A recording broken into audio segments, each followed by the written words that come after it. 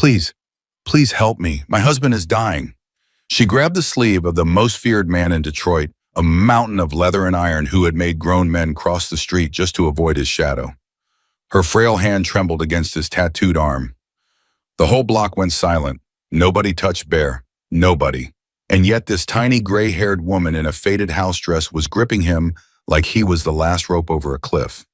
And Bear looked down at her. If this story moves you, hit subscribe right now. Drop your city in the comments so I can see exactly how far this story has traveled. Stay with me until the very end. You will not regret it. The evening Martha Lawson stepped off that cracked sidewalk curb and walked toward Bear was the evening that everyone on Maplewood Avenue decided they had gone completely insane because no one, not even Detroit's most battle-hardened residents, would ever willingly walk toward that man. Bear had pulled his Harley to the curb the way he always did, like the street belonged to him, like the rumble of his engine was a warning shot fired into the chest of the neighborhood. 6'3", 250 pounds of pure weathered force. His leather vest carried patches that other men had bled for, and at least 2 of those patches had made city prosecutors lose sleep. His beard was thick and iron gray, his knuckles were scarred, and his eyes dark flat, calculating, were the kind of eyes that processed a room the way a predator processes open ground. He had parked because he always parked on Maplewood on Thursday evenings. It was a ritual, nothing more. He would sit on his bike for a few minutes, smoke half a cigarette, and let the neighborhood know he was still there, still watching, still untouchable. It was a language the street understood, and the street always answered back with silence and averted eyes. That was the arrangement. That was how things worked. Until Martha. She came out of the apartment building at 4714 Maplewood like she had been launched from a cannon door slamming behind her, both hands pressed to her chest, eyes wild with something that went beyond fear. She was 72 years old, maybe 110 pounds soaking wet, wearing a blue house dress and one brown slipper and one bare foot because she had not had time, had not even thought about her feet because upstairs in apartment 3, C, her husband of 49 years, was on the floor, and she could not get him up, and she could not get through on the phone, and the ambulance dispatch had told her that all units were currently unavailable due to the ongoing labor action, and the estimated wait time was unclear. Arthur Lawson was 68 minutes into what would later be confirmed as a massive cardiac event, and the city of Detroit had told his wife that the estimated wait time was unclear. So Martha came outside. She stood on the sidewalk and looked up and down the street with the pure, stripped-back desperation of a woman who had run out of options and knew it. There were a few people on the block, a young man with earbuds in walking fast, a woman pushing a stroller who had already clocked Bear and was crossing to the other side, an older gentleman sitting on his own stoop who caught Martha's eye for exactly 1 second before he looked away. Nobody wanted to get involved. Nobody wanted to be the person who stepped into whatever complicated, dangerous situation was unfolding outside 4714 Maplewood. That was Detroit street wisdom. You kept your head down, you kept moving, and then Martha saw Bear. She would tell people later that she didn't think. That was what she always said every single time someone asked her about that moment. I didn't think, I just saw a man. She said she didn't see the patches or the bike or the size of him. She said she saw a man standing on solid ground who looked like he was capable of doing something, and Arthur was upstairs running out of time, and so she walked toward him. Everyone else on the block stopped moving. The young man with the earbuds actually pulled them out. The old man on the stoop leaned forward. Because Martha Lawson, tiny trembling, one shoe on and one shoe off, walked directly up to the most feared Hell's Angel in the Detroit. Chapter grabbed the sleeve of his leather vest with both hands and said, "Please, please help me. My husband is dying." Bear did not move. Not a single muscle in his face changed. He looked down at her hands on his sleeve, those small, shaking hands with their thin skin and their swollen knuckles, and their wedding ring that had not left her finger in 49 years, and he looked at them for a long moment. The street held its breath. "Lady," his voice was low, gravel and bass, the kind of voice that came from the bottom of something deep. "You need to let go of my jacket." Martha did not let go. "My husband," she said again, and her voice broke completely on the second word, cracked right down the middle, like something that had been holding under pressure for a very long time. "He's on the floor, 3rd floor. He can't get up. I called the ambulance and they said they don't know when, please. Please, I don't have anyone else. Bear stared at her. Not through her, at her. That was the thing people on the block noticed. He was actually looking at her. Really looking the way you look at something that has caught you completely off guard. The ambulances aren't running, Martha said. And she said it the way you say the most absurd, most impossible thing out loud for the first time, like saying it might make it make sense. They're on strike. The man on the phone told me the wait time was unclear. He's been on the floor for I don't know how long. I don't know. Please, I don't have anyone else. I don't know what else to do. Stop. Bear held up one hand. His jaw was working. What floor? Third. Apartment 3C. The elevator's been broken for 6 months. The super doesn't. Is he conscious? Martha's breath caught. He was. He was talking to me. He said my name, but when I came back, he wasn't answering me the same way, and his color. She stopped, pressed her fist against her mouth, breathed. His color is wrong. Bear looked at her for 2 more seconds.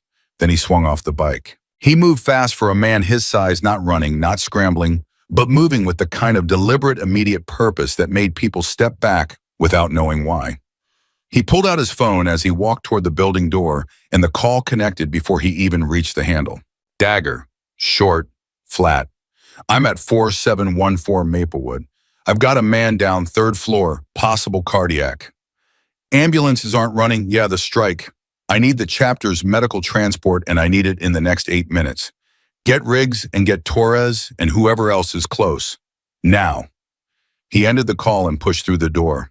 Martha scrambled after him, half running to keep up with his stride, her one bare foot slapping the linoleum of the hallway floor. The stairs are at the end, the door with the broken handle. I see it.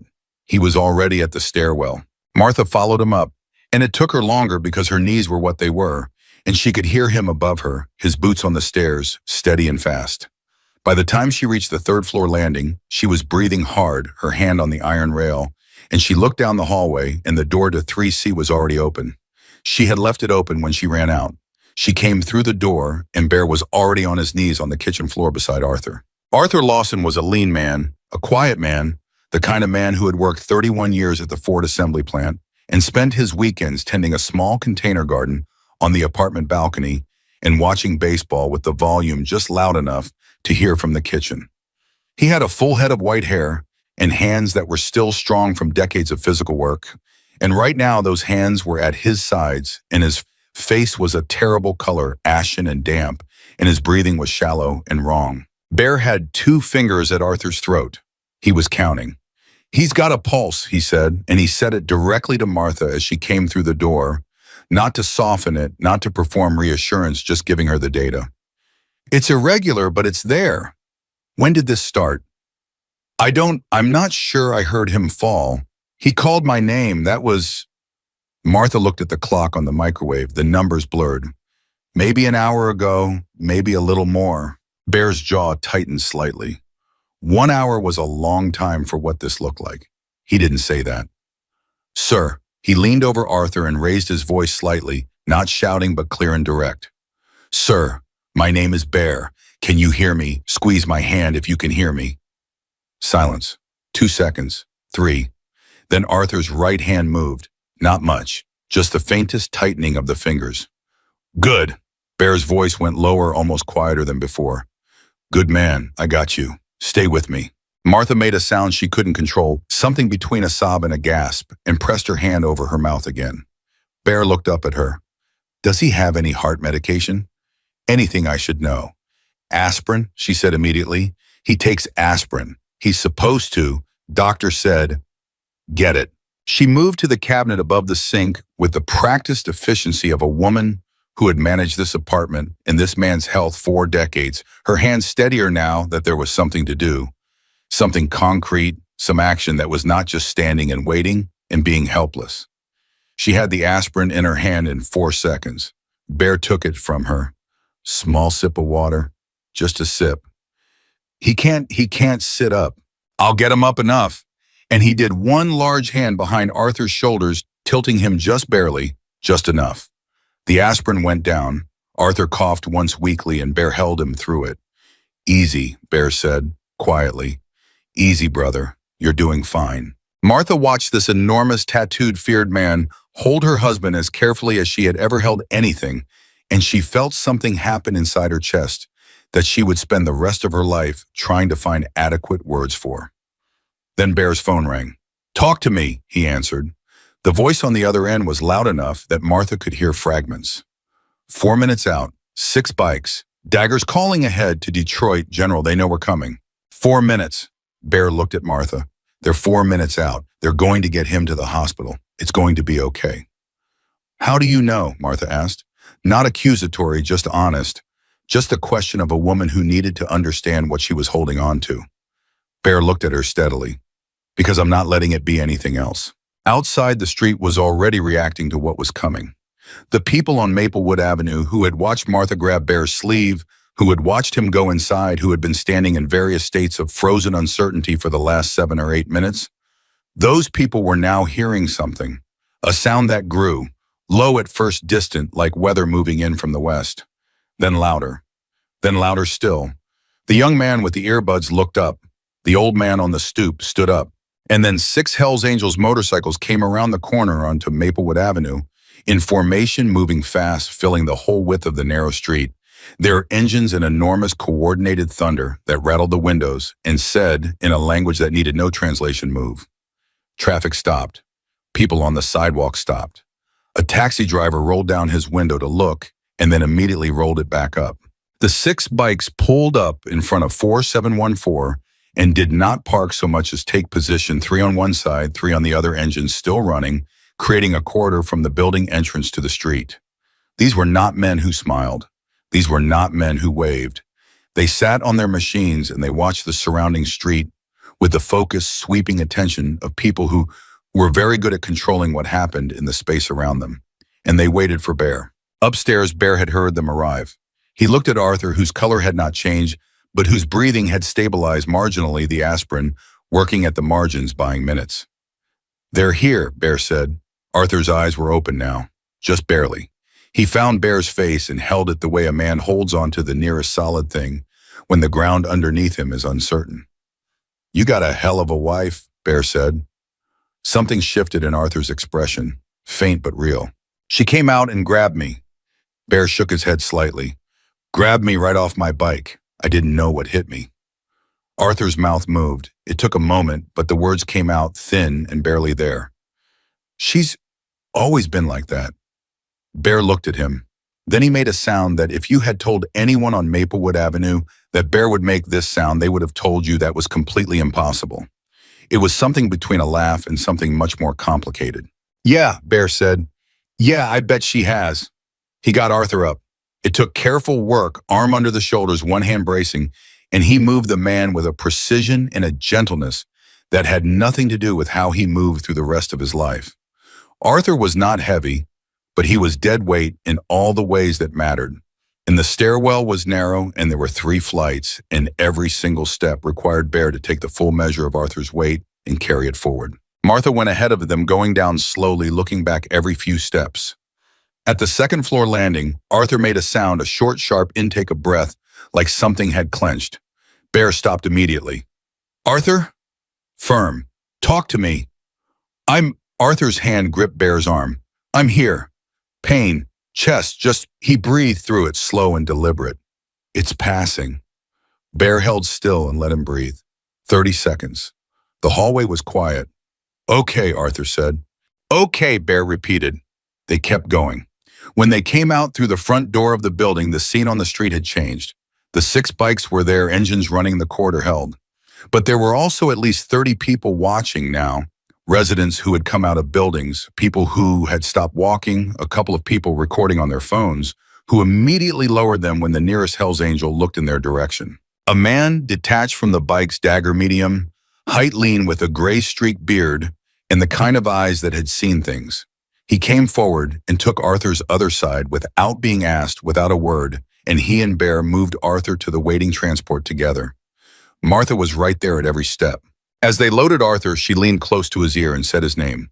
She said it the way you only say someone's name after 49 years, when the name itself carries everything you have never been able to put into other words. Arthur's eyes found her. "I'm here," he said, barely a whisper. "I know," Martha said. "I know you are. They're going to take care of you. I'll be right there." Bear was on his phone again. He was talking to Detroit General, giving them what he had approximate time of onset pulse rate, aspirin-administered current presentation. He used medical language that made the man on the other end of the phone pause slightly, like he was recalibrating who he was speaking to. When he hung up, he caught Martha watching him. "Army," he said, simply, answering the question she hadn't asked. "Long time ago." Martha looked at him. This man who had frightened every person on this block for however many years he had claimed this corner. This man who had just carried her husband down 3 flights of stairs with the careful hands of someone who understood on a fundamental level what it meant for a life to be fragile. "Thank you," she said. And she said it the only way it could be said, the way that meant everything, and acknowledged that thank you was not even close to adequate, but it was all language had to offer. Bear looked at her for a moment. Then he nodded once. "Get in the transport," he said. "Stay with your husband." She got in. The door closed.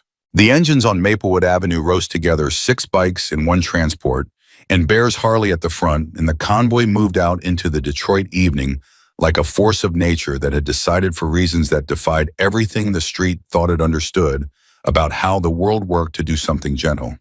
The crowd on the sidewalk stood and watched them go. Nobody spoke for a long moment. Then the old man on the stoop sat back down slowly and looked at the empty street where they had been. "Well," he said to no one in particular, "I'll be damned." And the street had no argument to offer. The transport was not built for speed. It was a modified van, one of the chapters used for hauling equipment on long runs, and it had been converted in the back with a flat surface and basic supplies that Riggs, who had done 2 tours in Fallujah as a combat medic before he ever touched a motorcycle, had insisted on keeping stocked. It was not an ambulance. It did not have a defibrillator or an IV line or a cardiac monitor. What it had was Riggs and Riggs' hands and Riggs's 22 years of knowing what a man looked like when his heart was betraying him. Riggs climbed in the back beside Arthur the moment the door closed, and Martha felt the van begin to move. "Ma'am," he said, and his voice was surprisingly gentle for a man with a scar running from his left ear to his jaw. "I need you to hold his hand and talk to him. Can you do that?" "Yes," Martha said immediately. She was already holding Arthur's hand. "Tell him normal things. Your voice is going to do more right now than anything I can do. You understand?" Martha nodded. She turned to Arthur and she started talking. She talked about the container garden on the balcony, how the tomatoes were coming in slow this year, how she thought it was the sun angle, how she had moved the pot twice and still wasn't satisfied. She talked about it the way you talk about something small and ordinary when you are trying to build a bridge across a very terrifying distance. She kept her voice steady. It cost her everything she had to keep it steady. Arthur's eyes stayed on her face. Outside, Bear rode at the front of the convoy, and the Detroit streets did something they almost never did for anything short of a presidential motorcade they opened. Cars pulled over, and intersections cleared. Whether it was the sound of the bikes or the sight of 6 Hells Angels riding formation with a van, something about the convoy communicated urgency in a frequency that cut through the ordinary noise of evening traffic and made people instinctively get out of the way. Dagger rode tight on the left flank and had his phone to his ear for the entire ride, talking to Detroit General's emergency intake, updating them every 90 seconds. He did not particularly enjoy talking to hospitals. He had spent a significant portion of his adult life trying to avoid them, but he was talking now, and he was precise, and the charge nurse on the other end of the line had stopped twice to ask him to repeat his credentials before understanding that there were no credentials, that this was simply a man on a motorcycle who was trying to keep another man alive, and that sometimes that was what the world handed you. Inside the van, Riggs was monitoring Arthur's pulse with 2 fingers at the wrist, counting quietly in his head, watching the color of the man's face, watching his breathing. He had seen this before. He had seen it in the field, and he had seen it in bars, and he had seen it in the parking lots of truck stops at 2 in the morning, because death did not schedule itself around convenient locations. He knew what the trajectory looked like, and he knew that the margin they were working in was real but thin. "Arthur," Riggs leaned forward. "Stay awake for me, you hear me? Don't go to sleep." "I'm not sleeping," Arthur said, and his voice was thin, but there was something in it, a particular dry stubbornness that made Martha make a sound that was almost a laugh. "That's him," she said. "That's exactly him." "Good," Riggs said. "Then tell him I need him to keep being exactly him for about 6 more minutes." Arthur's fingers tightened on Martha's hand. 6 minutes, he repeated, like it was a contract. 6 minutes, she said back. On the street outside, they were passing through an intersection when a silver sedan failed to register the convoy fast enough and started to pull forward. The Hell's Angel on the right flank, a man the chapter called Torres, who was built like a fire hydrant and had a voice that carried over engine noise, without effort turned his head and made eye contact with the sedan's driver and said absolutely nothing. He didn't need to. The sedan reversed immediately back into its lane, back out of the way, and Torres returned his eyes to the road ahead. Nobody in the chapter laughed about it.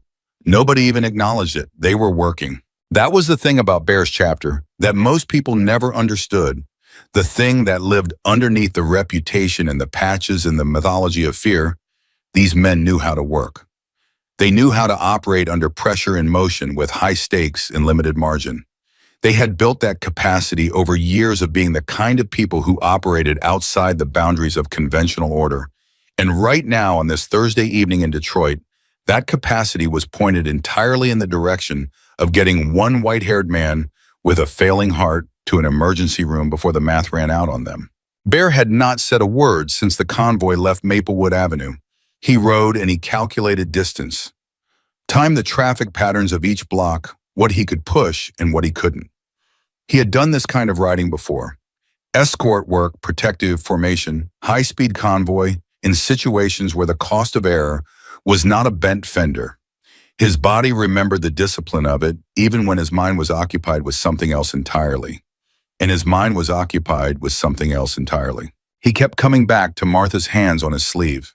The specific quality of that grip, not aggressive, not demanding, just completely honest. The hands of a woman who had no cards left to play and knew it and reached for him anyway.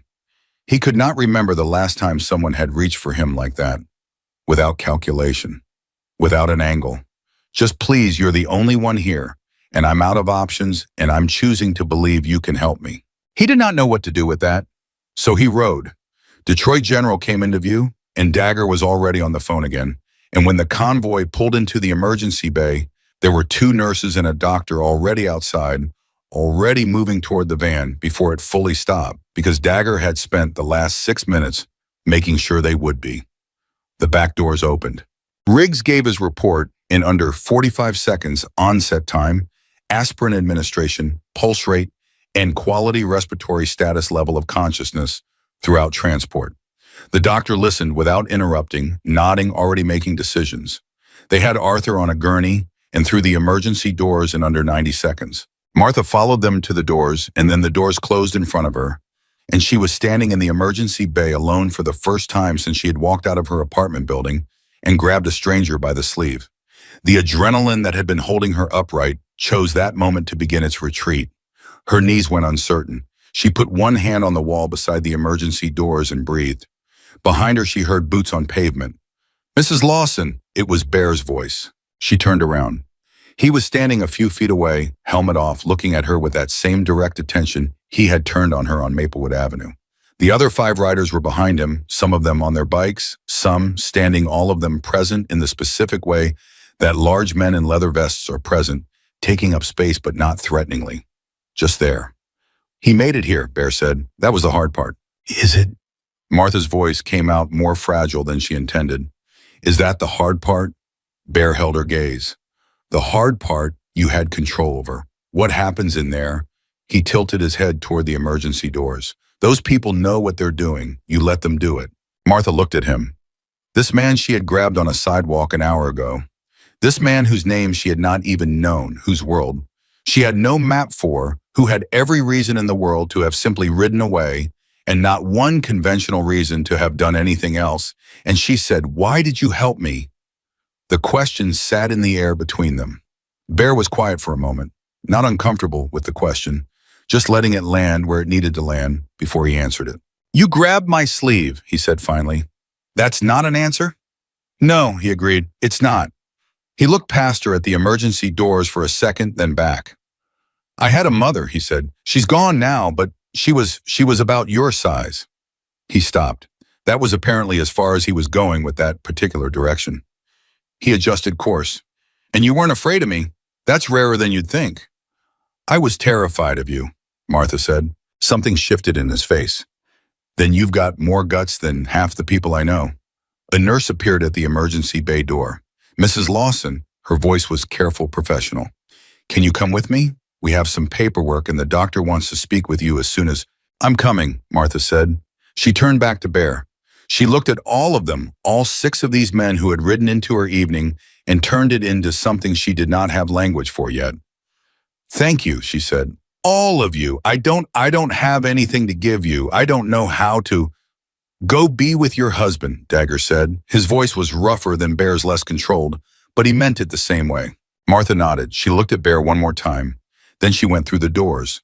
The chapter stood in the emergency bay and listened to the doors close. Then Riggs said, his pulse was steadying at the end. That's a good sign. Nobody responded immediately. They just stood there in the way men stand when they have done something and are not entirely sure what to do with it afterward. There was no protocol for this. There was no patch for it. It was just something that had happened, something they had done, and now the evening was continuing around them, and the hospital was doing its work, and they were standing in a parking bay, feeling, several of them, though none would have chosen to describe it this way, feeling something. Bear put his helmet back on. All right, he said. They rode back. Inside Detroit General, the next 4 hours were the longest of Martha Lawson's life. She sat in a waiting room chair with her hands folded in her lap and her one bare foot on the cold floor, and she did not let herself think in any direction that went further than the next 5 minutes. She had learned that from Arthur, actually his particular discipline around worry, his insistence that you could only deal with what was directly in front of you. She had always found it frustrating when he said it. Right now, it was the only thing keeping her functional.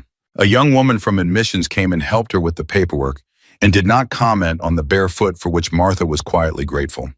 A security guard brought her a pair of foam hospital socks without being asked, just set them on the chair beside her and walked away, and she put them on and felt absurdly like crying again. At the 2-hour mark, a doctor came out. Martha stood up before he reached her because she had been watching the door with the specific vigilance of someone who was not going to be caught off guard by what came through it. The doctor was young, younger than she expected. He had kind eyes and tired posture, and he held his clipboard slightly in front of him like a small shield. Mrs. Lawson. Yes. I'm Dr. Okafor. Your husband is stable. He said it before anything else, which Martha recognized immediately as a mercy. He's had a significant cardiac event, a myocardial infarction, what we commonly call a heart attack. We've got him on medication, he's responding well, and we're going to be taking him for a procedure shortly to address the blockage. But he's stable, and I want you to know that. Martha sat back down because her legs made the decision for her. The timing matters a great deal in these situations. Dr. Okafor continued, sitting across from her. Every minute of delay means more damage to the cardiac muscle. The fact that he received aspirin early and that he was transported here as quickly as he was... He paused. How did you get him here so fast? The dispatch notes say no ambulance units were dispatched. Martha looked at him. Someone help me, she said. Dr. Okafor waited, clearly expecting more. Someone, I asked, Martha said. Someone who said yes. The doctor looked at her for a moment, seeming to understand that this was all she was going to offer on the subject. He moved on professionally, but something in his expression had shifted slightly, a kind of quiet acknowledgement that whatever had happened to get this man here this fast had been remarkable, and that he was the beneficiary of it. Can I see him? Martha asked. In a little while. Once we've completed the procedure, someone will come get you. He stood. He's a fighter, Mrs. Lawson. That helps more than the people realize. After he left, Martha sat very still and looked at her foam socks on the waiting room floor. She thought about Bear's face when he knelt down to Arthur on the kitchen floor. The way his whole body had changed, this enormous, feared, leather-clad force of the streets, simply dropping to his knees on a kitchen linoleum and pressing 2 fingers to the throat of a man he had never met, and counting quietly, methodically, with absolute focus. She thought about what he had said. I had a mother, she's gone now. She was about your size. She thought about all the things that made a person into what the world decided they were, the choices and the histories and the losses and the hardening that happened over decades of being exactly who you were in a world that was not always kind about it. She thought about how completely wrong she had been, about what she would find when she walked up to that motorcycle. She had been looking for a man who could help her. She had found one. Back on Maplewood Avenue, the street had not settled. The people who had watched it all happen were still out on stoops and doorways talking in small clusters, in the way people talk when they have witnessed something that disrupted the story they thought they were living in. The old man who had averted his eyes when Martha first came out was now holding court with three of his neighbors, telling it in the way stories get told immediately after, still raw, still slightly unbelievable, even to the teller. She just walked right up to him, the old man was saying. Just walked right up. I thought, God forgive me. I thought this woman is about to get herself killed. And then he got off the bike. He called the others, said a woman from the second floor who had watched from her window. He got on the phone and called them like it was nothing, like this was just something you do. Maybe for them it is. Someone else offered. Nobody had a good answer to that. A teenage boy who had been recording on his phone and who had stopped recording when one of the Hells Angels looked at him, but had started again once they were gone, capturing the empty street in the space where the convoy had been, was sitting on a stoop looking at his footage. He was not sure what to do with it. He watched it back twice. Then he put his phone in his pocket and sat there thinking, because some things when they happen right in front of you require more processing time than a phone screen can offer. At Detroit General, the night moved forward in the way hospital nights do, slow and fast, at the same time measured in small updates and waiting room footsteps, and the particular institutional quiet that settles over a building full of high stakes and fluorescent lights. Martha was brought back to see Arthur at just past 10 o'clock, and when she came through the curtain and saw him propped up, slightly wires and monitors, pale but recognizably himself, his eyes opening when he heard her step, she sat down in the chair beside his bed and took his hand and did not say anything for a long moment. Martha. His voice was rough but present. I'm here. The men on the motorcycles. His brow furrowed slightly. That was real. That wasn't. That was real, as she said. Arthur processed this. Who were they? Martha considered their question. Who were they? The feared Hells Angels of the Detroit chapter. Men with patches and histories and reputations that had made an entire city block step back. Men who had ridden a convoy through Detroit traffic on a Thursday evening because a 72-year-old woman in one shoe had asked one of them for help. They were the people who were there, she said finally. Arthur looked at her for a moment. Then something happened to his expression, a slow, tired softening. The big one, Arthur said. The one who carried me. He held my hand on the stairs. I know. He told me I was going to make it. Arthur's thumb moved over her knuckles. He said, hold on, brother. Just like that. Martha felt the tears coming in again and did not stop them this time. Were you scared? She asked. Terrified, Arthur said, until he said that. A pause. Funny thing is, when he said it, I believed him. I don't know why. Big, scary man with tattoos on his hands, and I believed him. Because he meant it, Martha said. Arthur nodded. His eyes were getting heavy. The medication, the procedure, the long, terrible hour on the kitchen floor, it was all collecting its debt now. Martha, he said right at the edge of sleep. Yes. Tomorrow, I want to send them something. Flowers or, I don't know, something. Martha almost laughed. I don't know how to reach them. Figure it out, Arthur murmured. You figured out everything else tonight. He was asleep before she could answer. Martha sat in the chair beside his bed and listened to the monitors and the quiet hospital sounds and the distant traffic of the Detroit night. She was still wearing the foam socks. She was still in her faded blue house dress. She had not eaten anything since lunch, and she was exhausted in a way that went down to the cellular level.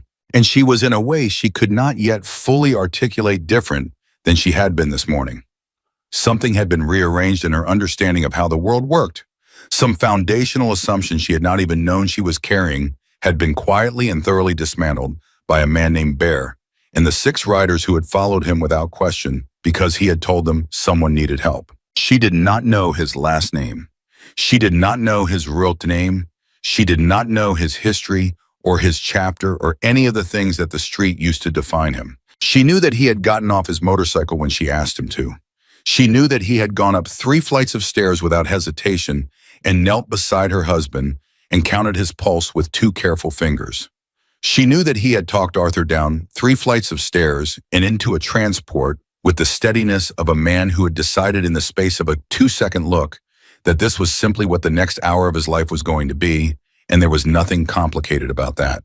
She thought about what he had said when she asked him why. "You grabbed my sleeve." She turned it over in her mind. The simplicity of it. Not a story about redemption or character or hidden depths. Just a woman who grabbed his sleeve and a man who was grabbed. Again, just contact. Just the oldest, most fundamental thing, one person reaching toward another across every difference the world had put between them and the other person reaching back. She fell asleep in the chair holding Arthur's hand, and outside Detroit settled into its Thursday night, and somewhere on the west side of the city, 6 motorcycles were quiet on their kickstands, and the men who rode them were in their homes or their clubhouse or wherever they went when the work was done, and none of them probably would have described what they did tonight as anything other than a thing that needed doing. But it was more than that. It was always more than that. Martha woke up with her cheek on the side of Arthur's hospital bed, and her hand still wrapped around his, and for one disoriented second, she did not know where she was.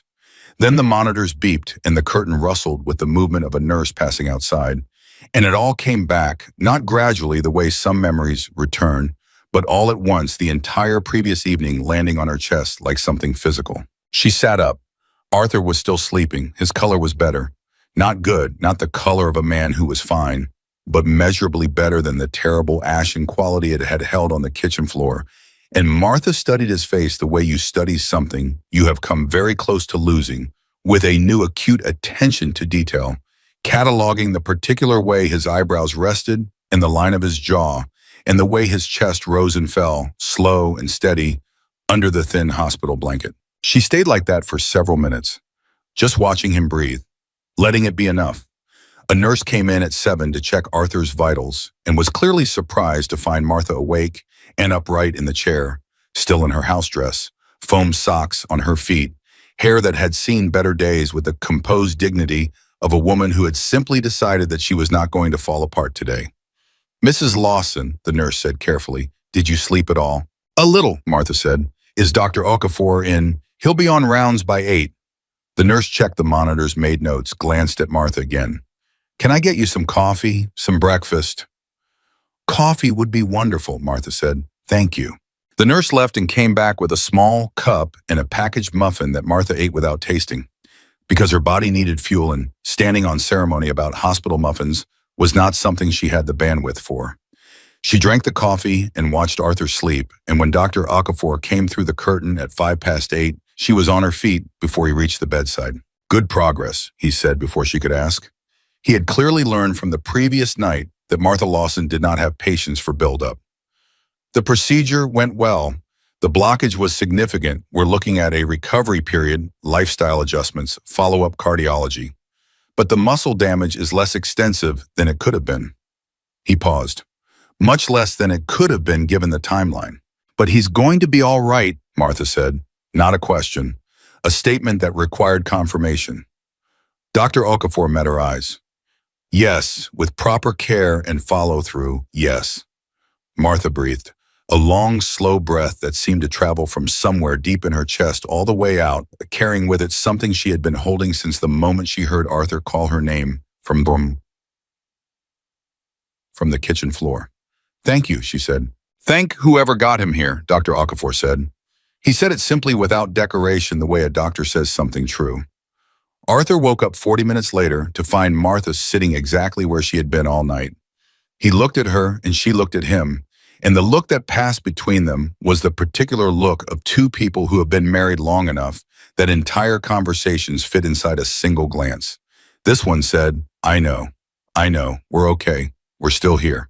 "Morning," Arthur said. "Good morning," Martha said. "My chest feels like someone sat on it." "Someone kinda did. Your heart tried to quit on you."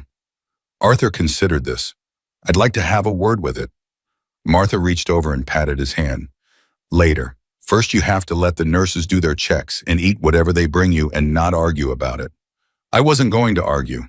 "You were absolutely going to argue." Arthur's mouth twitched. It wasn't quite a smile yet. He didn't have the energy for a full smile, but it was the shape of one, and Martha felt something in her chest unclench completely. "This," This right here, this was what she had walked it up to a stranger's motorcycle for. By 9 o'clock, the story was already moving. It started as these things do now on a phone. The teenager on Maplewood Avenue, 17 years old, name of Deshawn, who had recorded the aftermath of the convoy's departure, and then sat on the stoop thinking about whether to post it, had decided somewhere around midnight that what he had seen was the kind of thing that needed to be seen. His footage was not dramatic by social media standards. It was just an empty street and his own voice saying quietly to no one in particular, "That just happened. Hell's Angels they just saved that old man. I watched the whole thing. That just happened." He posted it. By morning, it had 40,000 views. By the time Martha was drinking her second cup of hospital coffee, it had 120,000 and was climbing fast. And the comment section was doing exactly what comment sections do. When something disrupts the story, people think they know. It was arguing. Half the comments were some version of disbelief. The other half were some version of, "I knew a biker once who was the kindest person I ever met. And boh, people are not what you think they are. And this made me cry on the bus." Several people had identified the chapter by the patches on the vests in the background of Deshawn's footage. Several others had recognized Maplewood Avenue. Someone who lived 2 blocks over had commented that they'd heard the convoy go past and had no idea what it was about. Someone else commented that the ambulance workers were still on strike and that the city should be ashamed. Bear did not have social media. Bear had never had social media and had no particular interest in acquiring it. What Bear had was a phone that rang at 9:47 in the morning with Dagger's number on the screen. "You're on the internet," Dagger said. Bear was quiet for a moment. He was sitting at a table in the back of the chapter's garage space, drinking coffee, not doing anything in particular. Define on the internet. Kid posted a video last night. Empty street talks about what happened. Got picked up. It's spreading. Does it have our faces in it? Backs of vests mostly. Chapter patches visible. Bear drank his coffee. Okay. There are reporters calling the chapter's general line. 2 of them so far. Tell them nothing. Already did. Dagger paused in the particular way that meant he was about to say something he had been deciding whether to say. They're saying things in the comments about us, about the chapter. Another pause. Good things. Bear was quiet again. The garage around him was familiar, the particular smell of oil and metal, the sound of the street outside, the ordinary morning sounds of a space that had been his in various ways for more than 2 decades. Good things, he repeated. Yeah. Well, Bear said, don't let it go to anyone's head. Dagger made a sound that was not quite a laugh, but was adjacent to one. Riggs wants to know if the old man made it. Bear set down his cup. This was the question that had been sitting at the back of his mind since he rode away from Detroit General the previous evening. He had not asked it aloud. He had gone back to the garage, and he had sat in his usual spot, and he had gone through the usual motions of an evening, and he had not asked the question because asking it meant acknowledging how much the answer mattered, and he had not quite been ready for that. I don't know, Bear said. He made it, Dagger said. Torres drove past the hospital this morning. Asked at the desk. Man's in stable condition. Bear put his hand flat on the table and looked at it for a moment. All right, he said. Thought you'd want to know. Tell Riggs. He hung up and sat there with his hand on the table and the morning moving around him, and he was thinking about Arthur Lawson saying, you're going to make it back to him on those stairs, the way a man who is losing ground repeats a thing back to himself to make it real. He was thinking about the specific weight of Arthur in his arms on those stairs, not heavy, but the particular weight of a life that was close to its edge and needed something to hold it. He was thinking about Martha's hands on his sleeve. He was also thinking about the reporters. He did not want the reporters. He did not want the internet and the comments and the story about the Hell's Angel who saved the old couple, because that story was not the story he was interested in being inside of. He had not done what he did last night to become a story. He had done it because Martha grabbed his sleeve and he was not made of stone, and Arthur's pulse had been wrong in a way that his hands recognized immediately, and there had simply been no version of that moment where riding away was possible. That was all. That was the whole of it. But the world he was learning had other plans. At 11:15, Martha's granddaughter arrived at Detroit General in a state of barely controlled panic, having driven 4 hours from Columbus, the moment her mother Martha and Arthur's daughter Carol, who was herself in a hospital in Cincinnati with a broken hip from a fall 3 days earlier, which was the reason she hadn't been reachable the previous evening, had managed to get a message through. Her name was Simone. She was 31, sharp-eyed, competent, and currently operating on no sleep and the particular energized terror of someone who has been driving through the night towards something they did not fully understand. She came through the hospital doors like weather and found the nurse's station and found Martha's name in the system and was directed to Arthur's room and came through the curtain to find her grandmother sitting in a chair. Foam socks, blue house dress, second cup of terrible hospital coffee, looking for all the world like she had simply decided to spend a Thursday night in a hospital room and was perfectly fine with that. "Grandma!" Simone stopped in the doorway, took in the foam socks, took in Arthur asleep in the bed, took in the monitors, took in Martha's composure, which seen up close had the specific quality of something that had been maintained through significant effort over a significant number of hours.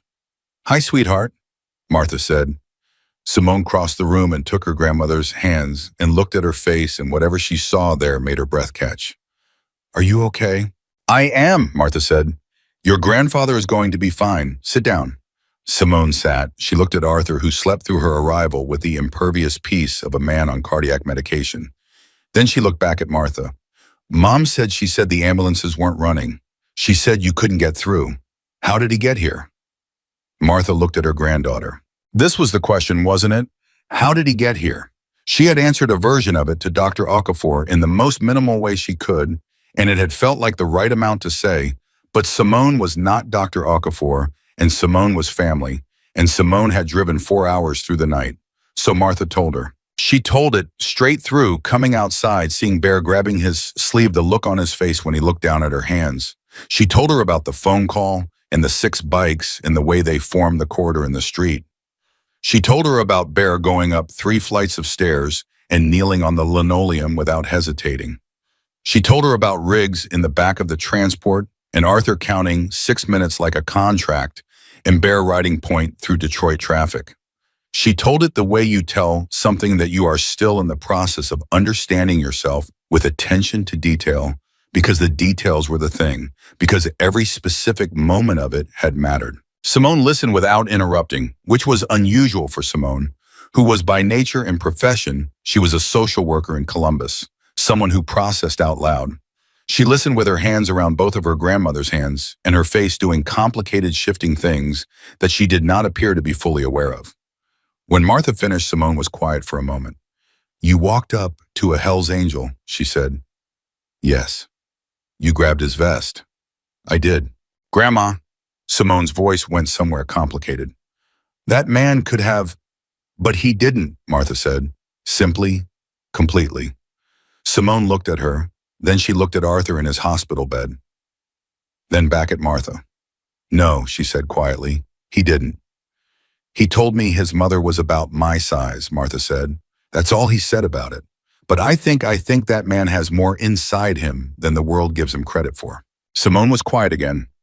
Then she pulled out her phone and showed Martha the screen. Deshawn's video, the empty street, the comment numbers. "It's on the internet, Grandma. The whole thing, people are talking about it all over the place."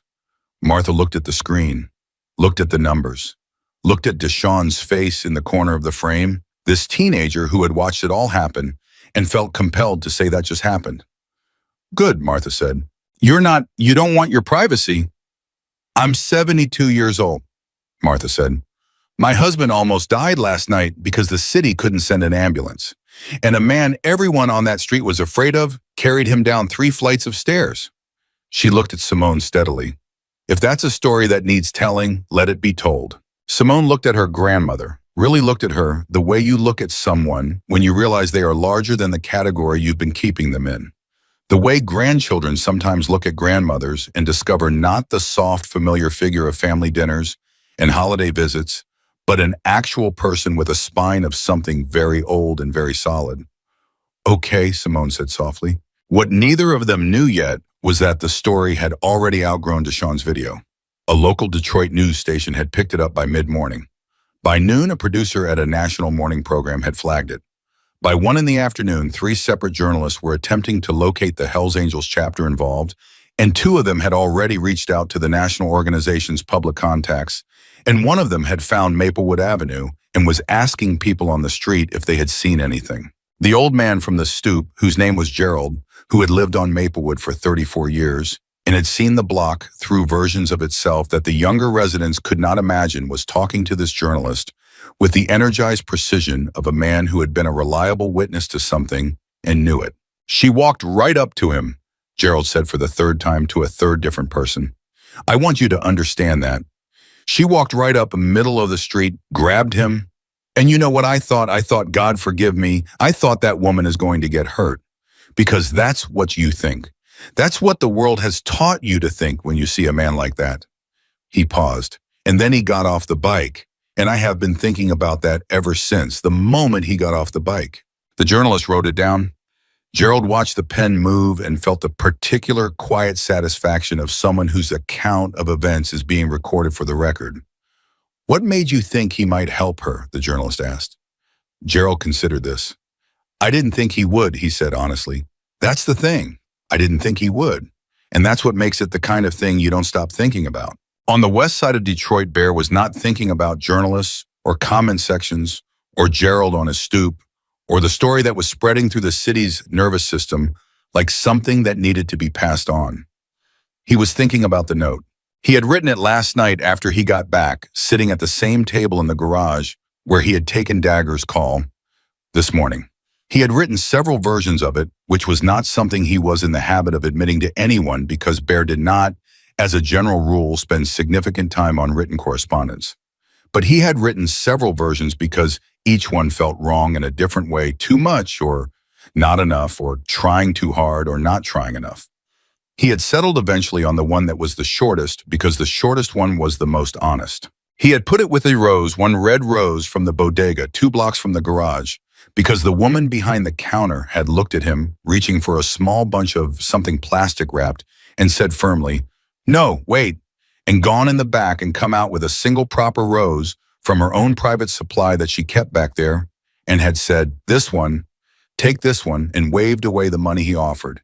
He had not argued with her. He had gone back to Maplewood Avenue at close to midnight when the street was quiet, and he had put the rose in the note at the base of the steps of 4714 in the small concrete corner where the step met the railing where it would be sheltered from wind. And then he had ridden away, and that was supposed to be the end of his part in it. Except that Simone, coming out of Detroit General at 2 in the afternoon to get food and air and to call her mother in Cincinnati, had checked her phone and seen that the video had been shared by a Detroit community page that had 40,000 followers. And in the comments of that share, someone had posted a photo. It was a photo of the note and the rose taken by someone who had come across them on the steps of 4714 Maplewood that morning. The photo was close enough to read the note. "Kindness has no uniform. Take care of your husband. Bear." The photo had 4,000 likes. The comments beneath it were doing something that comment sections almost never do. They were being kind to each other. People were sharing things, stories about unexpected help from unexpected people, moments where the person they least expected had been the person who showed up. The thread had none of the combativeness that normally characterized these spaces. It had the quality, instead of people who had been reminded of something they had forgotten and were sitting together in the remembering. Simone stood outside the hospital and read the note on her phone screen and felt something move through her that she recognized from her work. Those rare moments when something real and human and unrepeatable breaks through the surface of ordinary life and reminds you why any of it matters. She went back inside. She found Martha in Arthur's room, where Arthur was now awake and eating lunch with the resigned cooperation of a man who has been told he does not get to argue about his diet for the foreseeable future. "Grandma," Simone said, "he left you a note." Martha looked up from the chair where she had been encouraging Arthur through a container of low-sodium soup. "Who did?" Simone turned her phone and showed her the photo, the rose in the corner of the concrete step, and the note in handwriting that was large and deliberate and slightly uneven. The handwriting of a man who did not write often, but who was being careful with this particular set of words. "Kindness has no uniform. Take care of your husband. Bear." Martha looked at it for a long time. Arthur, who had been managing his soup with the focused attention of a man who was not going to give the soup the satisfaction of knowing he found it terrible, looked over at his wife's face and stopped. "Martha," he said, "what is it?" She looked up at him. Her eyes were bright in the way that meant she was refusing to cry, which Arthur recognized immediately, and which meant after 49 years that whatever was happening was significant. She turned Simone's phone and showed him the note. Arthur looked at the screen. "Read it once. Read it again." "Bear," he said, the name of a man he had met on a kitchen floor when he was not fully conscious, who had told him to hold on, brother, who had held his hand on the stairs, who had said, "You're going to make it," with the absolute certainty of someone who has decided to make it so. "Bear," Arthur said again.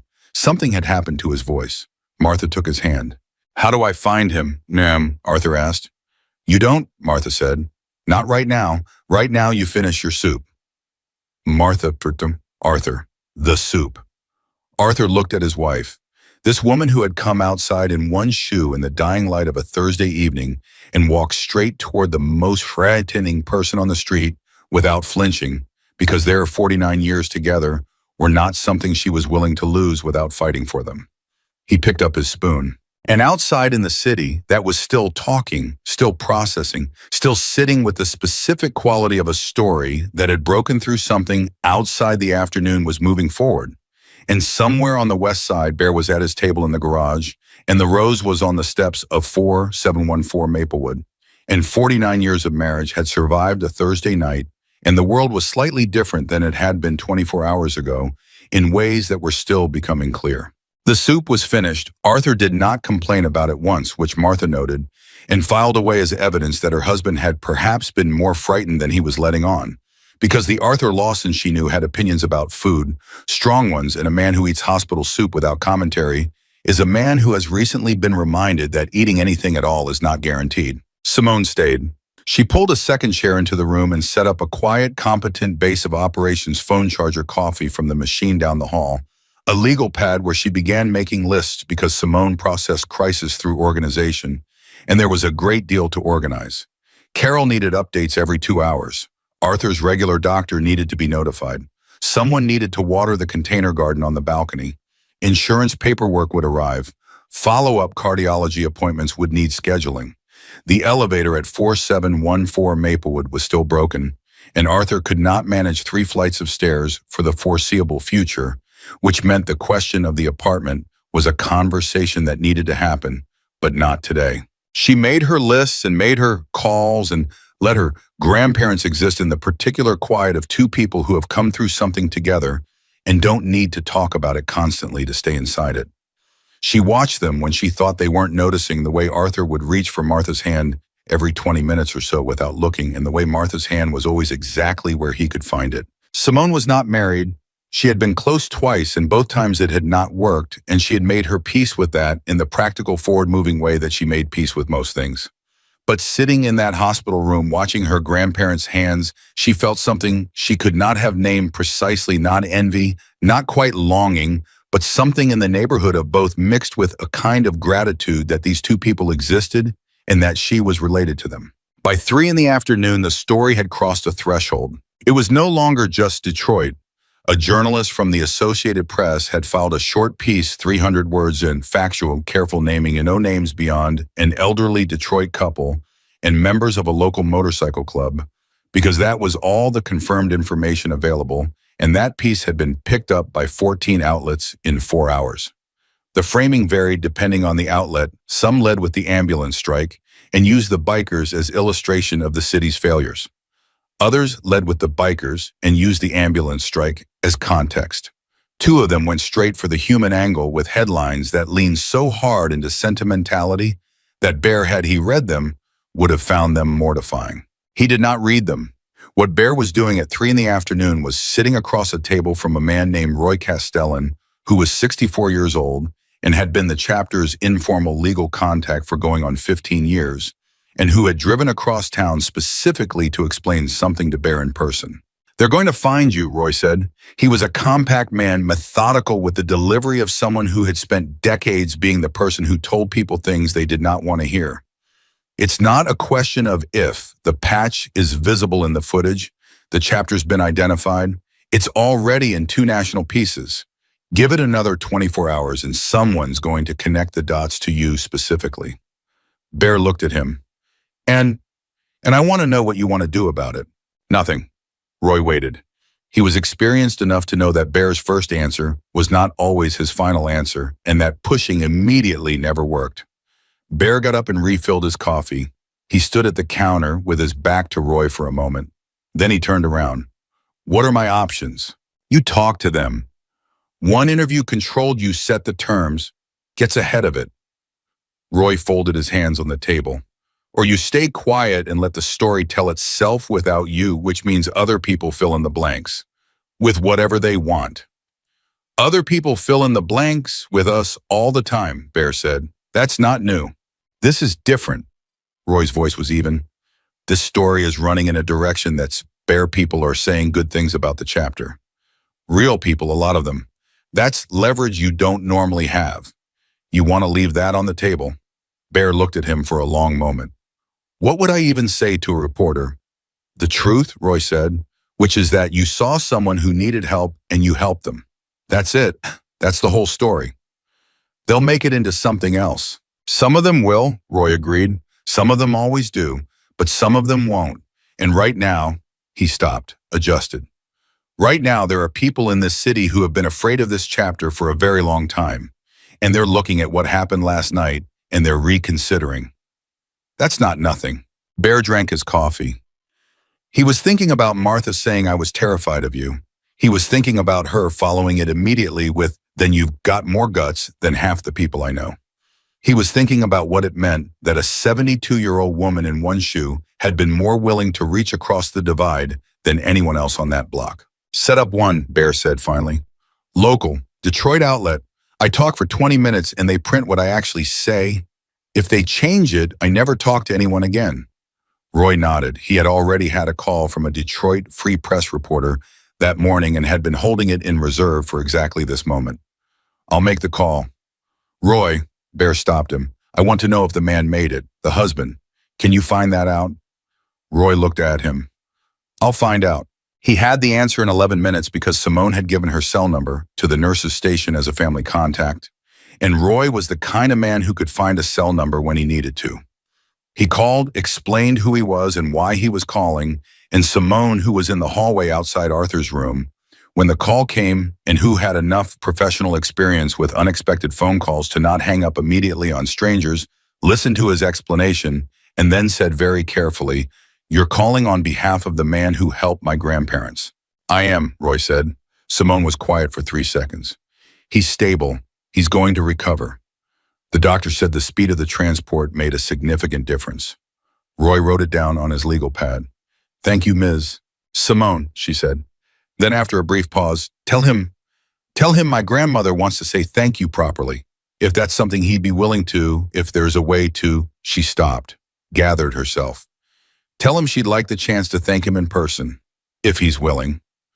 Roy looked across the table at Bear, who had heard enough of the call to follow its general direction, and was now looking at the wall with the expression of a man who is deciding something. I'll pass that along, Roy said. He hung up and looked at Bear. The old man made it, he said. Stable, recovering. Doctor confirmed the speed of transport saved him. He paused. The granddaughter says Martha Lawson would like to thank you in person. The garage was quiet. A car passed outside. Somewhere in the building a tool hit a concrete floor and the sound rang out briefly and was gone. When does she go home? Bear asked. I don't know.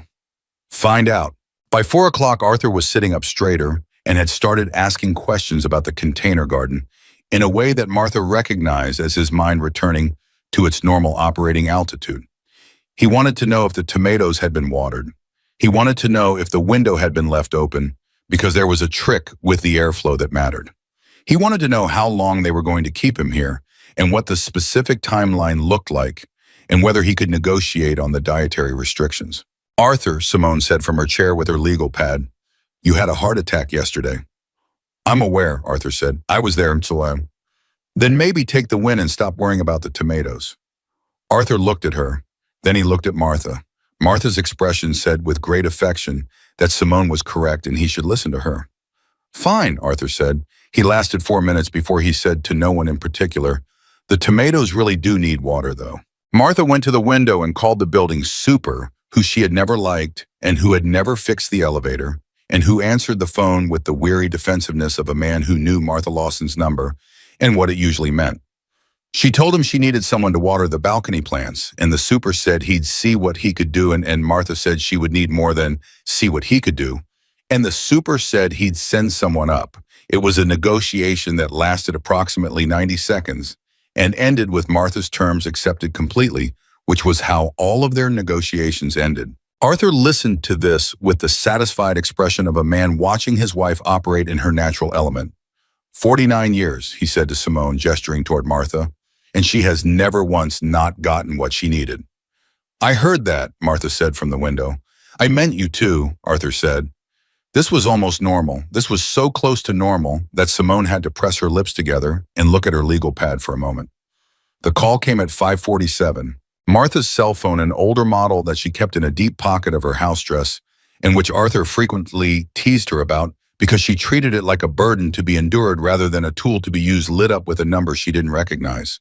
She looked at the screen for a moment, then she answered. Mrs. Lawson, the voice on the other end was measured professional. My name is Roy Castellan. I'm calling on behalf of Bear. He asked me to relay that the chapter was glad to hear your husband is recovering. And a brief pause as if the next sentence required some navigation. He received your message through your granddaughter, and he would like to come by if that's something you want, to check in, just briefly. Martha stood up from her chair. Arthur and Simone both looked at her when Martha said, whenever is right for you, he's flexible. Martha looked at Arthur. Arthur, who had heard one side of this exchange and had no difficulty following it, nodded immediately, a single definitive nod. Tomorrow morning, Martha said, 10 o'clock. I'll let him know. She hung up. The room was quiet for a moment. He's coming, Arthur said. It wasn't a question. Tomorrow morning. Arthur settled back against his pillow with the slow, considered movement of a man whose chest reminded him to take things carefully. He was quiet for a moment. Then what you bring a man like that as a thank you? You don't bring him anything, Simone said. You say thank you. No, Arthur said. No, you bring something. He thought about it. What is he like? Arthur, I don't know what he likes. Martha, you talk to him. Martha thought about Bear on her kitchen floor, 2 fingers at Arthur's throat counting. Bear on the stairs, arm around Arthur's shoulders, steady as something geological. Bear in the emergency bay looking at her with those flat, dark eyes that had turned out to contain something she had not expected. He likes coffee, she said. She didn't actually know this, but it felt true. Coffee, Arthur said. Good, that's something. He said it with the resolution of a man who has identified an actionable item, and then he closed his eyes because he was tired. And Martha sat back down and took his hand, and Simone returned to her legal pad, and the afternoon hospital sounds continued around them, the monitor beeping the distant PA, the particular institutional rhythm of a place where life was being carefully maintained. Simone looked at her grandmother. Are you nervous? She asked quietly. About tomorrow. Martha thought about it, about whether nervous was the right word for what she felt about the prospect of seeing Bear again, this time not in crisis, not in the desperate, stripped-down mathematics of an emergency, but in the daylight, in an ordinary room, as a person trying to thank another person for something that language was not quite built for. No, Martha said, and she meant it. What she felt was something closer to resolve, a sense that tomorrow morning was a thing that needed to happen properly, that the transaction between herself and Bear was not complete, that something had been opened between them that deserved to be closed with intention and with honesty and with the full weight of what it had actually been. She had reached for him. He had reached back. That deserved more than a note on a step. That night, Arthur slept well, for the first time real sleep, not the medicated half-consciousness of the previous night, but genuine settled sleep. Martha stayed again in the chair with a pillow Simone had materialized from somewhere and a better blanket than the previous night, and she slept too fitfully in the particular way of people who sleep in chairs, surfacing, occasionally checking the monitors, checking Arthur's breathing, returning to sleep. She dreamed at one point about Maplewood Avenue. In the dream, it was afternoon, not evening, and the street was bright and ordinary, and she was standing on the sidewalk, and she knew somehow that she was in the dream, that the thing she had done the previous evening had already happened, and it was behind her, and Arthur was safe. She felt in the dream an enormous specific peace, the peace of something having worked out when it very easily could not have. She woke at 3 in the morning and found Arthur looking at her. "You should go home and sleep," he said, properly. "I'm fine, Martha." His voice was quiet but certain. "Go home. Simone will stay." "Simone drove 4 hours. She needs to sleep too." "I'll be here in the morning," Simone said from the cot she had somehow also procured. Martha had not even known she was awake. "You are both ganging up on me," Martha said. "Yes," Simone agreed. Martha sat up, looked at Arthur, looked at Simone, looked at the monitors that said in their steady electronic way that everything was stable, that the heart that had tried to quit on Thursday evening was doing its job, that the rapid transport and the aspirin and Riggs's 2 careful fingers and Bear's arm on the stairs had all added up to something that the numbers could confirm. "All right," she said. She stood, put on her coat over the house dress, put on the foam socks. She had not managed to get proper shoes, which was a fact she had simply made peace with. She leaned over and kissed Arthur's forehead. 10 o'clock, Arthur said. "About tomorrow, about Bear." 10 o'clock, she confirmed. She went home. Maplewood Avenue was quiet and dark and entirely ordinary at 3:15 in the morning, and Martha came through the front door of 4714 and climbed 3 flights of stairs, slowly, hand on the rail, and went into the apartment that smelled like Arthur in their years together and the faint tomato green scent of the balcony garden, and she sat down on the edge of the bed. The rose was gone from the step she had noticed when she came in. Someone had taken it. She hoped it was someone who needed it. She looked at the kitchen floor where Arthur had lain. Someone, Simone, probably practicalist Simone, had straightened things up, moved the chairs back, restored the ordinary geography of the room. There was no sign of what had happened there. The floor was just a floor. But Martha sat on the edge of the bed, and she knew, in the way you know things that have permanently altered the landscape, that nothing in this apartment was quite the same as it had been 72 hours ago. Not the floor, not the stairs, not the space at the base of the front steps where a rose had briefly been. Everything was ordinary, and everything was changed, and she was very tired and very grateful in the deep structural way that only comes from having nearly lost something and finding yourself still holding it. She lay down on top of the covers without undressing and fell asleep in 3 minutes. She woke at 8:15 to sunlight, and Simone calling from the hospital to say Arthur had eaten breakfast and was demanding to know the plan for the day, and Martha said she'd be there by 9:30, and she got up and dressed properly for the first time since Thursday.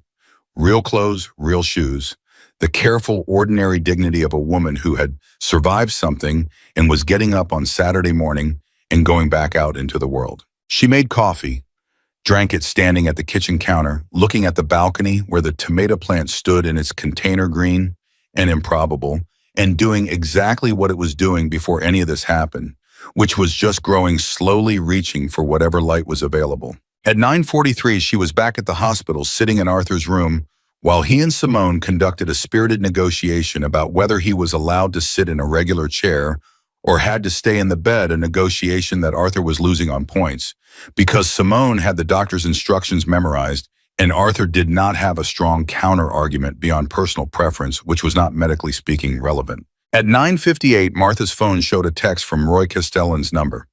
"He's in the parking lot. Give the word." Martha showed it to Arthur. "Tell him to come up," Arthur said immediately.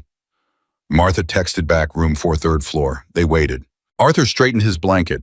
He was aware this was faintly absurd, a man in a hospital bed straightening his blanket because a Hell's Angel was coming up in the elevator.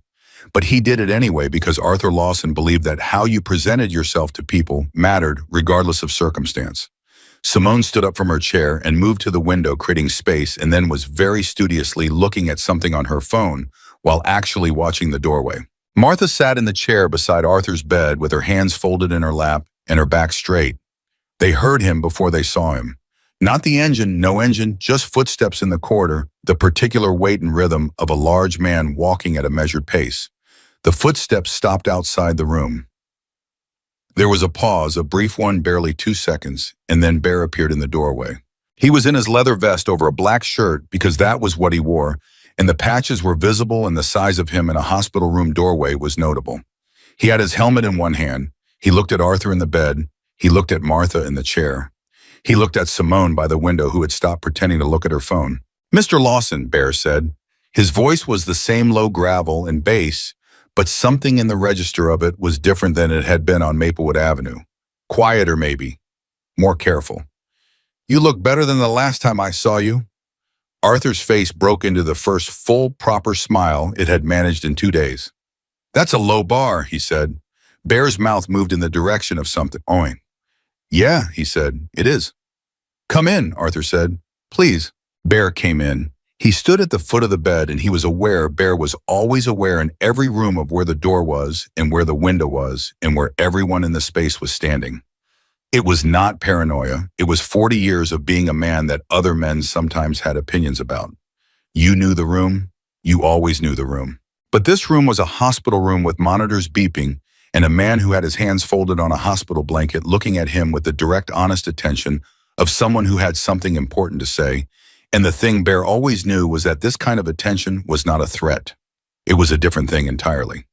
"I need to thank you," Arthur said, directly, no preamble. Arthur Lawson had not made it to 68 years old by circling around things. "You don't need to." "I do." Arthur's voice was firm.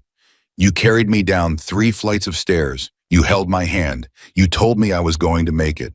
Bear, he stopped. Something had happened to his voice again. He took a breath, the measured breath of a man managing emotion with practice. "I believed you. I want you to know that. Whatever was happening to me, I believed you. And I'm here because of it." The room was very quiet. Bear looked at Arthur Lawson, this lean, white-haired man with his strong hands and his straightforward grief and his completely unguarded gratitude, and he felt something happen in his chest that he had not felt in a long time. It was not comfortable. It was the particular discomfort of being seen accurately, of being given credit for exactly the thing you actually did with no distortion in either direction. "You held on," Bear said. "That was you. Because you told me to." "I told you to. You did it." Bear shook his head slightly. "That's not the same thing." Martha was watching this exchange with the careful attention of someone who understands they are watching something real. Simone had her hands pressed together in front of her mouth and was very still. Arthur reached out his hand. Not weak this time. Not the faint flutter of a man on the edge of consciousness. His actual hand extended steady. Bear looked at it. Then he reached out and shook it, and his hand around Arthur's was enormous and scarred and certain, and Arthur gripped it the way he gripped things firmly, fully, with all the intention he had. "Thank you," Arthur said, "for being the kind of man who gets off his bike." Bear looked at him for a moment. Something had changed in his face, not softened exactly because Bear's face did not really soften, but something had shifted. Something that had been held at a particular tension had released slightly. "Your wife," Bear said, "is the bravest person on Maplewood Avenue." Arthur looked at Martha. Martha looked at Arthur. "I know," Arthur said. "I've known that for 49 years. Bear looked at Martha then, and Martha looked back at him. This man who had answered when she called across every barrier the world had put between them, and she said simply and completely, "Thank you for not riding away." Bear held her gaze for a moment. Then he nodded once, the same nod he had given her in the emergency bay, the nod that meant, "I hear you. It's real. We don't need more words than this." Simone from the window said very quietly, "Would you like some coffee? I have terrible hospital coffee, but I have it." Bear looked at her. "Yeah," he said, "I would." And so they sat the Hell's Angel in the hospital chair with his helmet on the floor beside him, Simone on the second chair with her legal pad face down, Arthur in his bed with his hands on his blanket, Martha beside him with her hand where he could reach it, and they drank terrible coffee and they talked. Not about the strike or the internet or the reporters or the 40,000 people who had watched Deshaun's video. They talked about Arthur's 31 years at Ford. They talked about Bear's time in the Army, which he described in the minimally specific way of someone who has decided what they will and will not share about a particular period of their life. They talked about the container garden, and Bear unprompted said he had a brother who grew tomatoes in the back of his property outside the city and had opinions about soil composition that went on for an uncomfortable length of time. Arthur laughed, properly laughed for the first time since the kitchen floor, and then made a face because laughing pulled something into his chest, and Martha immediately said his name in the particular two-syllable way that meant, "Don't you dare push it," and Bear watched this and said nothing, but his expression did the thing that was adjacent to a smile. 20 minutes. That was how long he had said he would stay. He stayed for 45. When he finally stood and picked up his helmet, the room had the quality of a space in which something has been properly completed, not finished in the sense of being over, but finished in the sense of being whole. "If you're ever on Maplewood," Bear said from the doorway to Arthur. "You'll know if I am," Arthur said.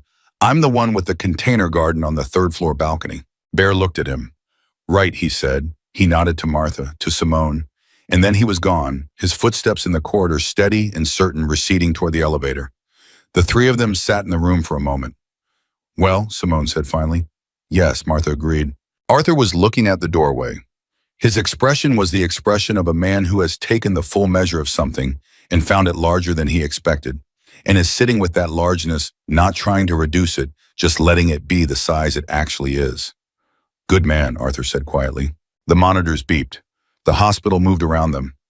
Outside, Detroit was doing what Detroit did on a Saturday morning, noisy and complicated, and entirely itself, and somewhere in the parking lot below, an engine started and built into something large and certain, and rolled out into the city and was gone.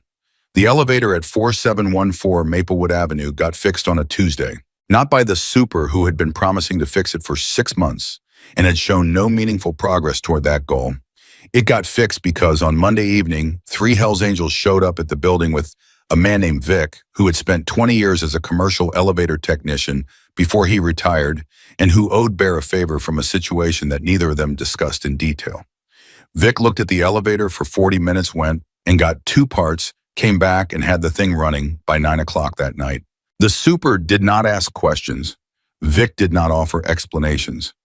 The elevator worked, and the next morning when Martha came back from the hospital with Arthur, 12 days after the kitchen floor, 12 days of monitors and medication adjustments and dietary negotiations, and Arthur arguing with every nurse who would engage him, and Simone running logistics from her chair with her legal pad, Arthur stepped into a working elevator on the ground floor of his building and rode it to the 3rd floor without having to manage a single stair. He didn't say anything when the doors opened on the 3rd floor.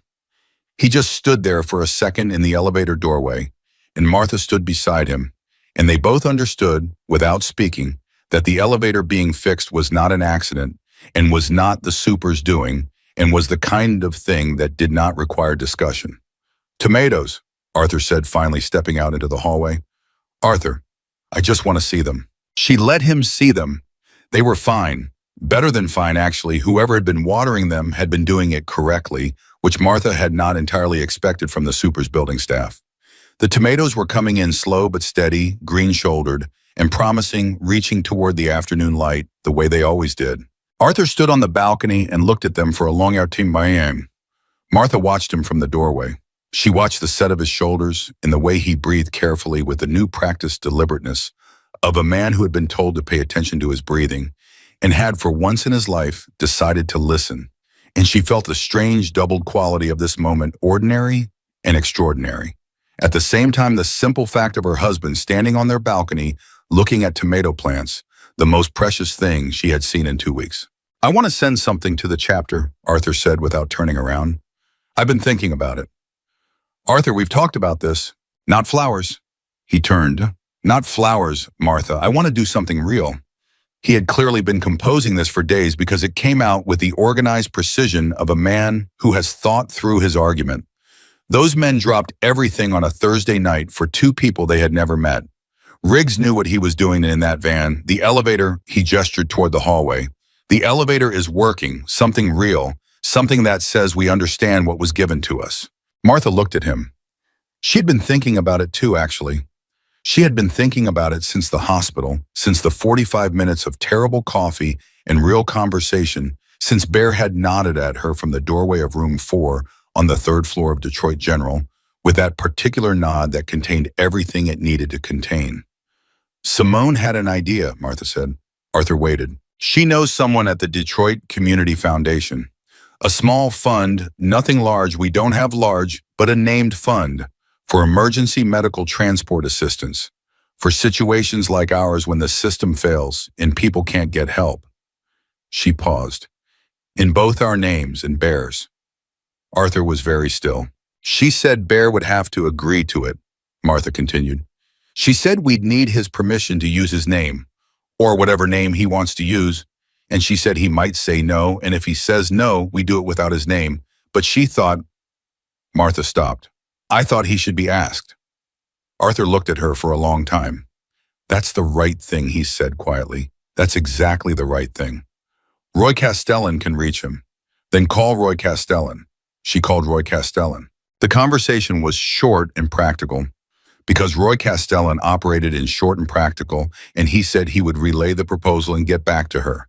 He called back in 2 hours. Bear had said yes on one condition. Roy read it from his notes. His name doesn't go on it. He said, and I'm quoting directly, put the rose on it, not my name. The rose. Martha heard this and sat down on the kitchen chair and pressed her free hand flat against the table and breathed. The rose, she repeated. That's what he said. She thought about the photo Simone had shown her on the phone, the single red rose tucked into the corner of the concrete step, the rough note in large, careful handwriting. Kindness has no uniform. She thought about the woman at the bodega who had gone into the back and come out with her own private rose and waved away Bear's money. Tell him yes, Martha said. Tell him the rose is perfect. The fund was established quietly without announcement in the 3rd week of October. Simone handled the paperwork with the same focused efficiency she brought to everything. The initial contribution was small. The Lawsons were not wealthy. People had never been wealthy people, and 49 years of a Ford assembly plant salary and a part-time bookkeeping practice had given them a solid, careful, modest life, not a large one. But Roy Castellan made a call, and Dagger made a call, and the woman from the bodega whose name was Elena, and who had been following the story from the beginning with the intense investment of someone who felt personally adjacent to it, organized a neighborhood collection that raised $412 in a weekend. The fund, when it launched, had enough in it to assist 11 families in its first year of operation. The rose was its symbol, a single red rose on a plain white background because Bear had said not his name and he had not said anything about the rose, and Martha had decided the rose said everything that needed saying anyway. Deshaun, the teenager who had posted the original video, found out about the fund from a community page share and showed up at Elena's bodega to ask about it because he was 17, and the story had gotten inside him in a way that 17-year-old stories sometimes do, the kind that point you in a direction before you fully understand where you're going. Elena told him about it over the counter while she restocked the refrigerated section, and Deshaun listened and said, I want to help. What do I do? And Elena looked at him and said, you come back Saturday. We're doing an outreach table. And he did. He came back the Saturday after that too. Gerald, the old man from the stoop, was interviewed 3 more times, twice by journalists, once by a podcaster from Chicago, who was doing a series on urban community stories. He told it the same way each time because it had happened the way it happened, and there was no version of it that needed embellishment. He always ended the same way. The moment he got off the bike, that's the thing. You think you know who people are, and then someone gets off the bike and you understand that you don't know anything really. You're just guessing. The podcaster's episode got 40,000 downloads in its first week. Several people in the comments said it made them call someone they hadn't spoken to in a long time. 3 people said it made them reconsider something they had been avoiding. One person who left the comment anonymously said it made them get off their metaphorical bike, and it was the best decision they had made in years. Nobody knew exactly what that meant, but it sat in the comment thread and people kept liking it. Bear did not listen to the podcast. Bear remained substantially uninterested in the media dimension of any of this, which Roy respected and protected, with the practiced ease of a man who had been managing Bear's interface with the world for 15 years.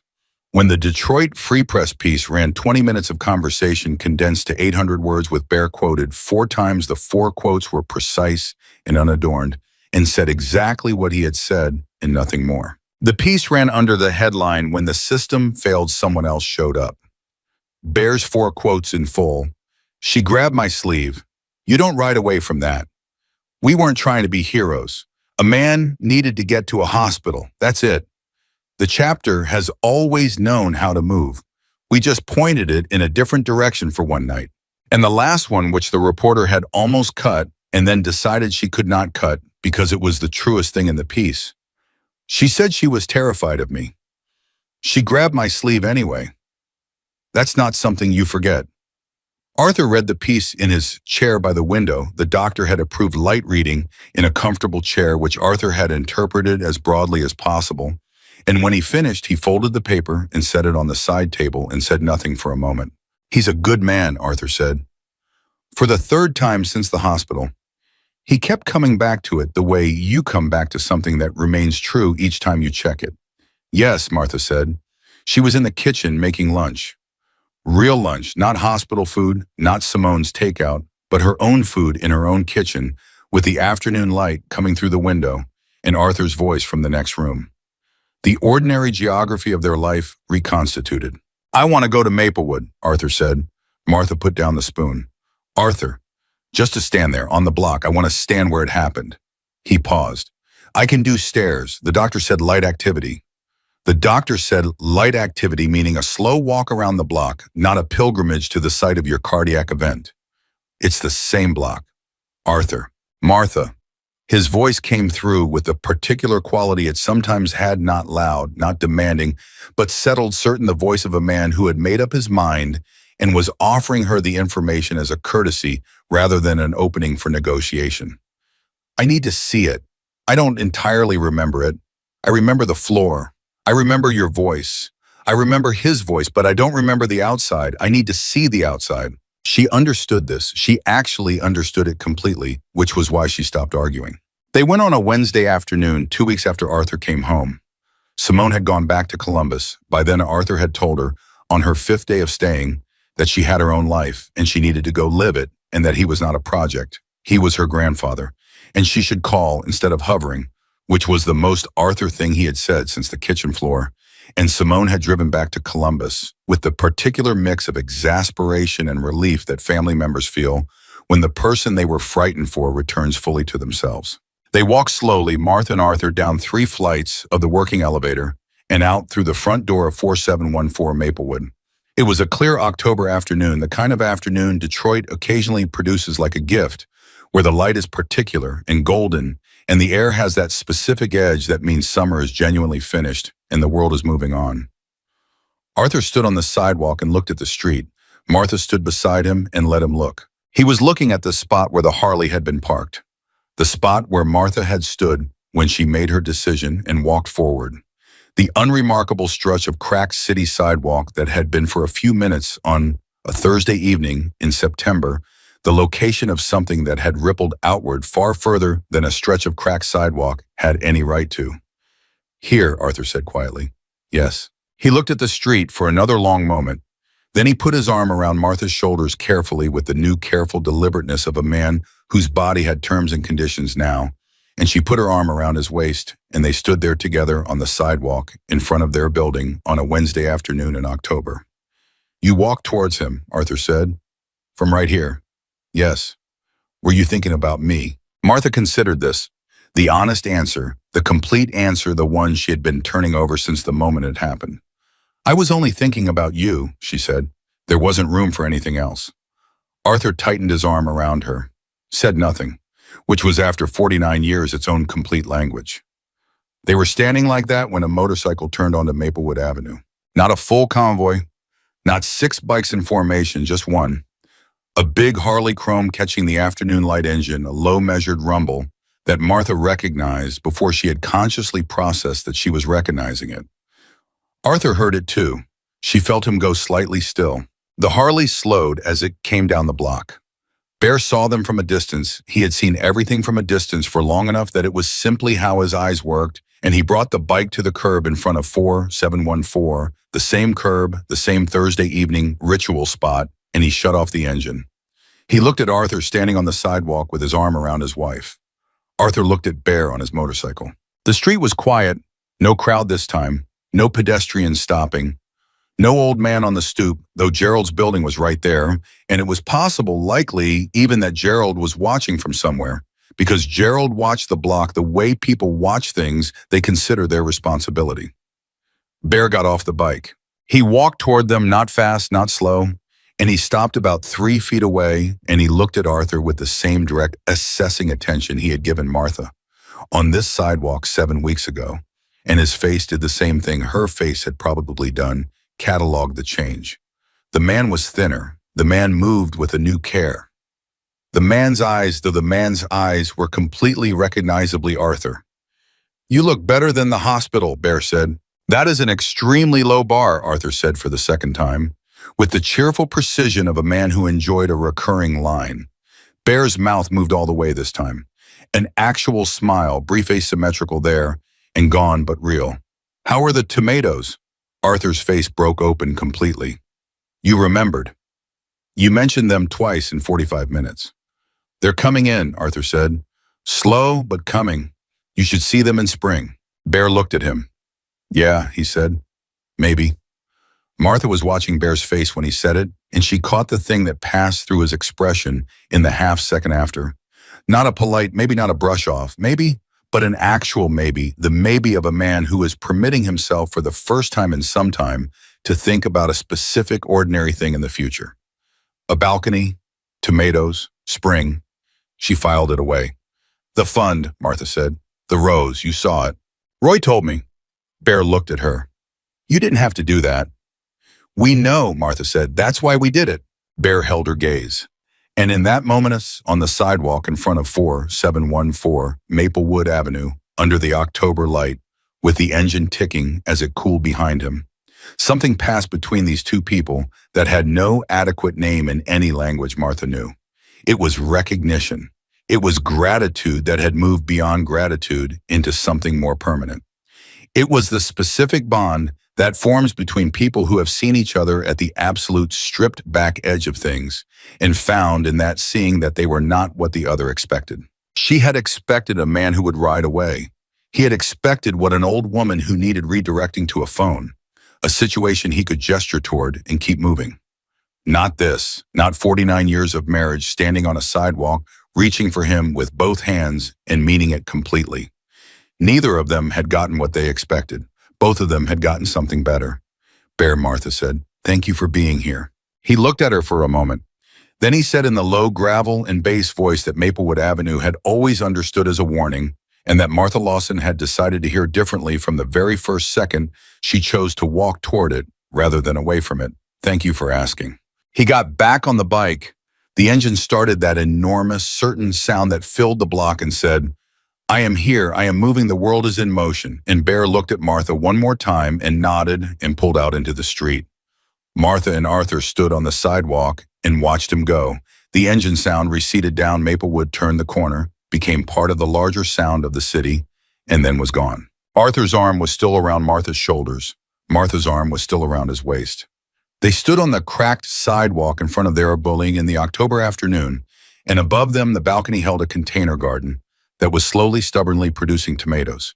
And inside the building, the elevator worked, and 11 families in Detroit had a resource they hadn't had before, and somewhere on the west side, a man named Bear was riding through the city he had always claimed as his own, carrying something he had not carried before this September, the knowledge specific and unambiguous, that one person reaching toward another across every barrier the world constructs is still the most powerful thing that happens on Earth. Martha had reached. He had reached back. Arthur was standing beside her. That was the whole story. That was every word of it. And not one syllable of it would ever be any less true than it was on the sidewalk on that October afternoon, in that city, in that life on the block, where a woman in one shoe had walked toward the thing she was most afraid of because love had given her no other option. She had grabbed his sleeve, and the world slowly and perfectly, one extraordinary Thursday evening at a time, had grabbed back.